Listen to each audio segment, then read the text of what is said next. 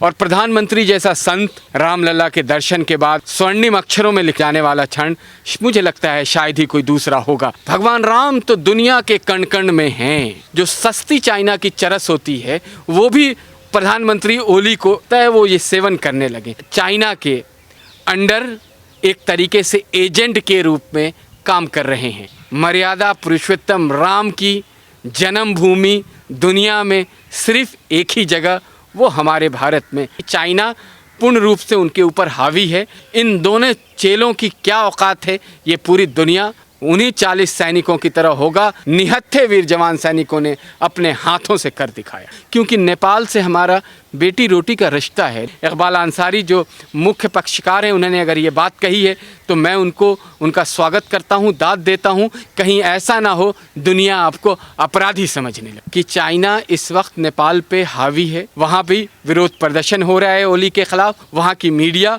ओली के ख़िलाफ़ बोल रही है।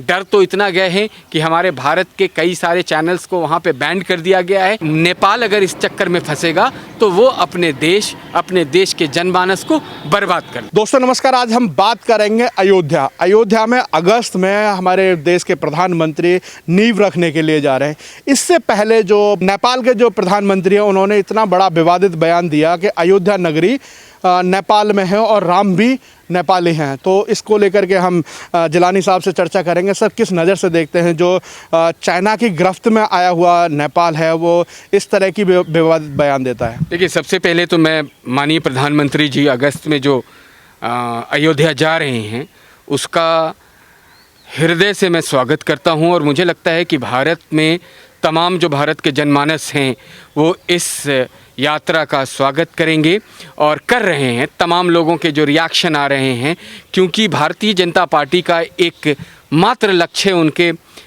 हमेशा से राम मंदिर का रहा, चाहे वो पालमपुर का अधिवेशन हो, चाहे तमाम अधिवेशन जिसमें सबसे अहम हिस्सा राम मंदिर रहा।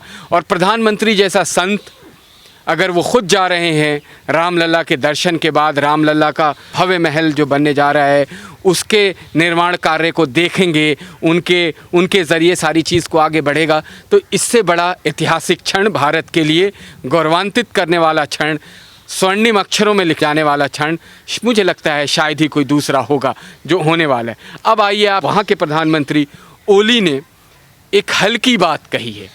भगवान राम तो दुनिया के कण कण में हैं। भगवान राम का अस्तित्व तो इस कण में भी है और दुनिया के तमाम देशों के, हर मुल्क के, हर इंसान के राम हैं।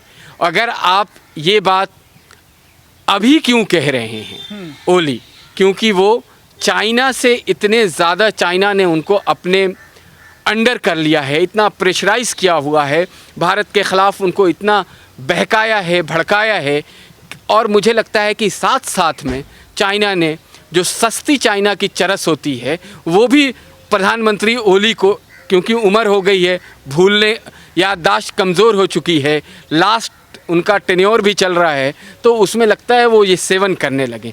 क्योंकि मानसिक स्थिति अगर ठीक होगी किसी, नेपाल जो हमारा धार्मिक, जो हमारा हर तरीके से बेटी रोटी का जिससे रिश्ता है, उसका प्रधानमंत्री इतनी हल्की बात नहीं करेगा। लेकिन उन्होंने ये हल्की बात करके ये बता दिया कि ये वो पूर्ण तरीके से चाइना के अंडर एक तरीके से एजेंट के रूप में काम कर रहे हैं।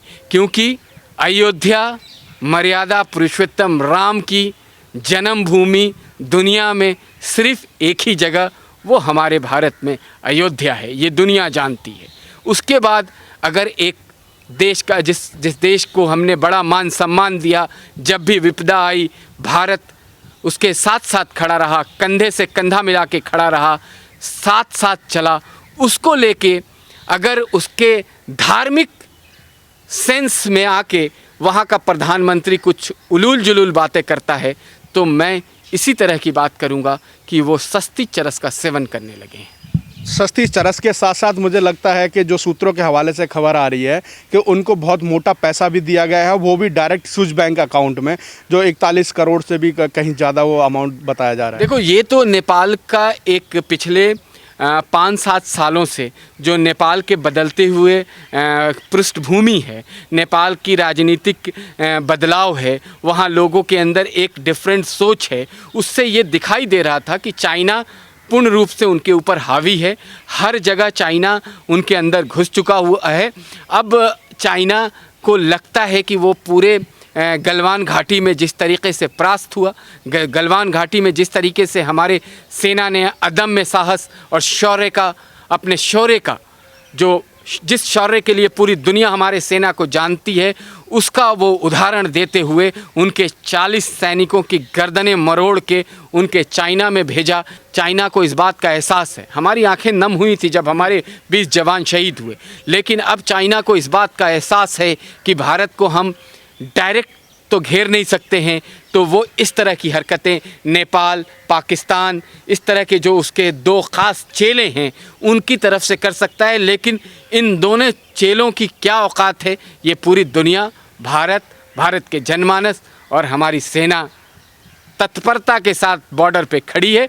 कोई भी हरकत अगर इन लोगों ने करी तो इनका भी अंजाम उन्हीं 40 सैनिकों की तरह होगा जो हमारे वीर जवान सैनिकों ने, निहत्थे वीर जवान सैनिकों ने अपने हाथों से कर दिखाया। अच्छा, दूसरा सवाल यहाँ पर यह भी है कि हमारा जो राम मंदिर का विवाद है, वर्षों से चला आ रहा था, सुप्रीम कोर्ट के माध्यम से उसको सॉल्व किया गया, और जो राम मंदिर के विपक्ष में जो इकबाल अंसारी थे, जो उसकी पैरवी कर रहे थे, उन्होंने बहुत बड़ा बयान दिया है कि जो ओली हैं वो अपनी मति को ना मारें, अगर हनुमान जी रुष्ट हो गए तो नेपाल को भी बर्बाद कर देंगे। तो नेपाल पे मैं कोई ऐसी तीखी टिप्पणी इसलिए नहीं करना चाहता हूँ, सिर्फ ओली पे कहना चाहता हूँ क्योंकि नेपाल से हमारा बेटी रोटी का रिश्ता है, नेपाल से हमारा सांस्कृतिक, नेपाल से हमारा धार्मिक, नेपाल से हमारे बहुत ऐसे करीब के रिश्ते रहे हैं आज़ादी के बाद से, और नेपाल को हमने हमेशा अपने छोटे भाई की तरह रखा। भारत का ये मूल भाव है, भारत शांति का पक्षधर है, भारत कभी किसी के ऊपर अटैक नहीं करता है। ये आज़ादी के बाद से सब ने देखा, जाना, पूरी दुनिया ने समझा है। लेकिन नेपाल को, सिर्फ नेपाल के लिए ये कह सकते हैं कि उन्हें सद्बुद्धि दे। इकबाल अंसारी जो मुख्य पक्षकार हैं, उन्होंने अगर ये बात कही है तो मैं उनका स्वागत करता हूँ, दाद देता हूँ, क्योंकि आज हर आदमी जानता है, समझता है कि मर्यादा पुरुषोत्तम राम को लेके अगर कोई टीका टिप्पणी गलत तरीके से होगी तो कोई भी इंसान, भारत का 130 करोड़ जनमानस बर्दाश्त नहीं करेगा। क्योंकि सर्वोच्च न्यायालय में इतने लंबे समय से चले हुए केस के बाद सुप्रीम कोर्ट का फैसला सर्वमान्य, सर्व स्वागत योग्य रहा। तमाम हिंदू, मुस्लिम, सिख, ईसाई ने स्वागत किया और भारत ने अपना फिर मूल भाव का परिचय दिया उस केस में भी कि जिस पार्टी से उसका झगड़ा था अयोध्या में, उस पक्षकार को भी 5 एकड़ ज़मीन देके मस्जिद के लिए अलॉट कर दिया। ये भारत की गंगा जमुनी तहजीब, सांस्कृतिक विरासत में जो मिली हुई है, अहिंसा परमो धर्म के मानने वाले, वसुदेव कुटुंबकम को समाने वाले अपने अंदर, ये है भारत। और भारत, इसीलिए मैं ओली साहब से रिक्वेस्ट करूंगा कि इस तरह की बातें करके आप अपने आप को पूरे दुनिया के नक्शे में एक विक्टिम बनने की कोशिश ना करें। आप विक्टिम बनेंगे, बनते बनते कहीं ऐसा ना हो दुनिया आपको अपराधी समझने लगे, अपराधी ना बने। सबसे बड़ी बात है कि ओली साहब ने ये जो विवादित बयान दिया, इससे पहले नक्शा भी इन्होंने अपने पार्लियामेंट में पास किया था। तो क्या लगता है कि जिस तरीके से कम्युनिस्ट चाइना की जो पार्टी है उसकी गिरफ्त में ये अब नेपाल के प्रधानमंत्री जो कम्युनिस्ट पार्टी से ही बिलोंग करते हैं, तो वो पूरा गिरफ्त में आ चुके हैं? पूरा गिरफ्त में आ चुके हैं। देखो, इसमें कोई संशय नहीं है कि चाइना इस वक्त नेपाल पे हावी है।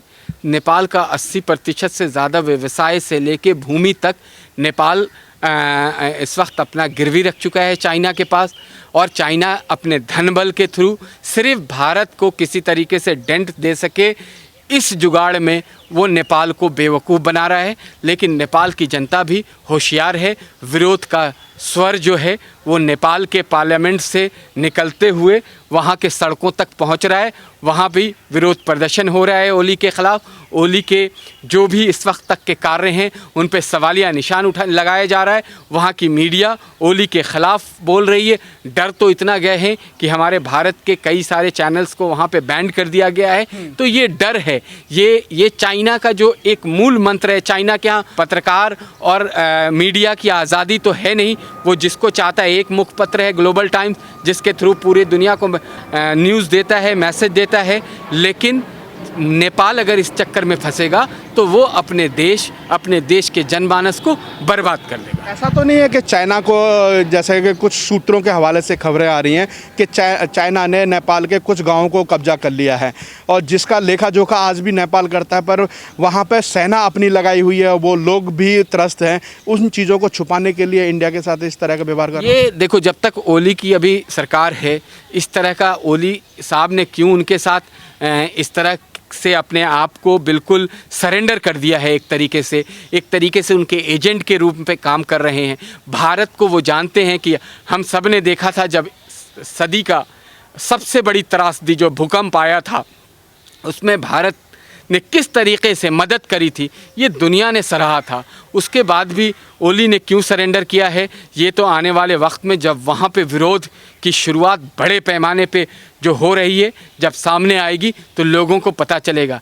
लेकिन एक चीज़ मैं क्लियर करूं कि भारत के भूमि के 1 इंच में ना नेपाल कभी आया था, ना आया है, ना आ पाएगा। चाहे वो कितना भरम पाल ले, चाइना उसको कितना भड़का ले, भटका दे, लेकिन हमारे सेना के सामने नेपाल की सेना की क्या औकात है ये दुनिया जानती है। अच्छा, मेरा आपसे पर्सनल सवाल होगा या जिलानी साहब, जैसा कि मैंने आपका एक वीडियो देखा, आपने रामायण का और महाभारत का कुछ जिक्र किया है, थोड़ा सा हमारे ऑडियंस के लिए भी उस चीज़ को शेयर कर दें जिससे कि नेपाल के लोगों को भी पता चल जाए कि यहाँ पर जो सद्भावना है और हिंदू मुस्लिम एकता है वो किस तरीके से आज भी जीवित है। मैं सुशील चौधरी साहब, मैं पढ़ता हूँ, मैं किताबों से बड़ी मोहब्बत है मेरी, जो भी बात, इसीलिए मैं तर्क के साथ बात को रखता हूँ।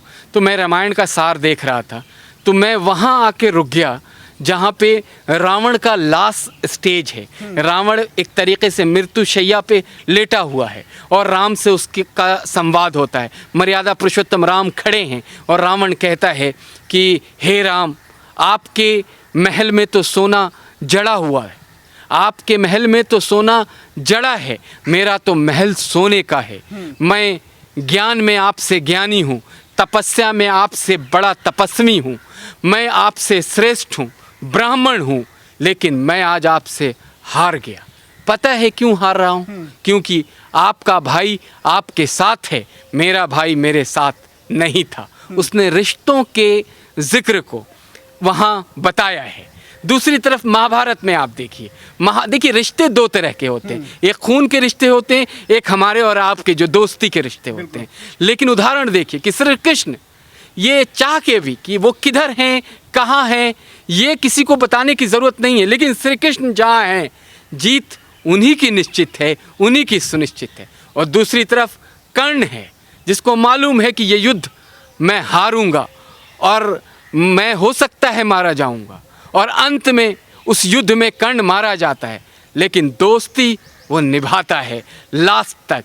ये इसलिए मैंने बात कही थी, जो मेरा वीडियो आया था, क्योंकि इस लॉकडाउन में 4 महीने में रिश्तों की और ज़िंदगी की जो अहमियत है सुशील भाई, आप बिलीव करो उसका बड़ा एहसास हुआ है। ज़िंदगी ना मिलेगी दोबारा, जो ये लाइन है ना, इस लाइन को समझने की ज़रूरत है। इस कोविड-19 की महामारी में ये समझा दिया कि ज़िंदगी तो मिलनी नहीं है, ये सच्चाई है, लेकिन जो रिश्ते हैं जिसको हम इस भाग दौड़ की ज़िंदगी में निभाने के बजाय आजमाने लगे थे, लोगों को इस बात का एहसास हुआ है कि हम अपने रिश्तों से कितने दूर हो गए।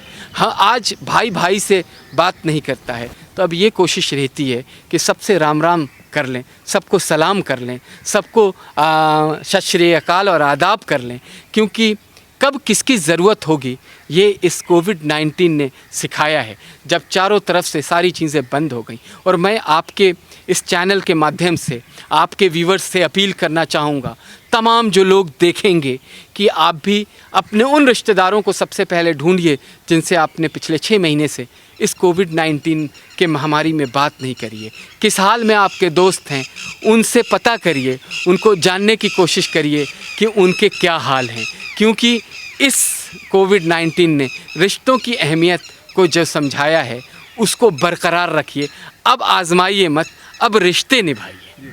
अच्छा, इसको जैसे आपने रामायण का जो एक सारांश आपने याद दिलाया है, जी, जी। तो इससे कहीं ना कहीं इस चीज़ को भी देख लिया जा सकता है कि जब हमारे रोटी बेटी के नेपाल के रिश्ते हैं तो वहाँ पे भी ये सारांश फिट बैठता है। बिल्कुल, इसीलिए मैंने कहा ना कि मैं कोई भी ऐसी टिप्पणी नहीं करूंगा जहां वहां के जनमानस को ठेस पहुंचे।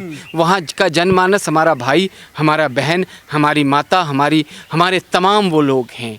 तो मैं कोई, क्योंकि एक राजनीतिक दल का आदमी जो इस वक्त सत्ता के ऊपर काबिज़ है, सत्ता उसके पास है, जो चीन के बहकावे में, चीन के लालच में, पैसों से हर तरीक़े से जो चीन लालच दे रहा है, उसकी वजह से अगर उसकी मत जो है, उसकी जो मानसिक दिवालियापन का वो मुजाहरा कर रहा है, तो मुझे लगता है कि उनको भी, उनके अंदर भी सुधार आएगा।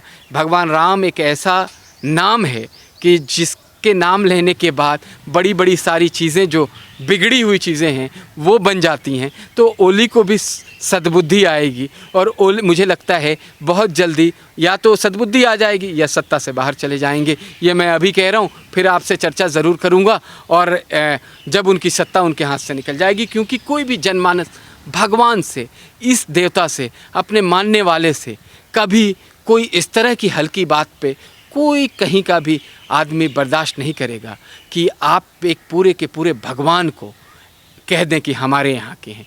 वो तो पूरे दुनिया के हैं, कण कण के हैं, लेकिन जन्मभूमि तो भारत है, भारत के रहने वाले हैं। समाज ने कहा है सरयू कहाँ से लाओगे, पंचवटी कहाँ से लाओगे, अयोध्या कहाँ से लाएंगे, पूरा का पूरा जो एक कुनबा था, हनुमान कहाँ से आएंगे। ठीक है, हम तो हमने कहा है कि आपका हमारा इसलिए तो बेटी रोटी का रिश्ता है कि हम बेटी को ले आए थे, माता सीता को हम उन्हीं इलाकों से लेके आए थे।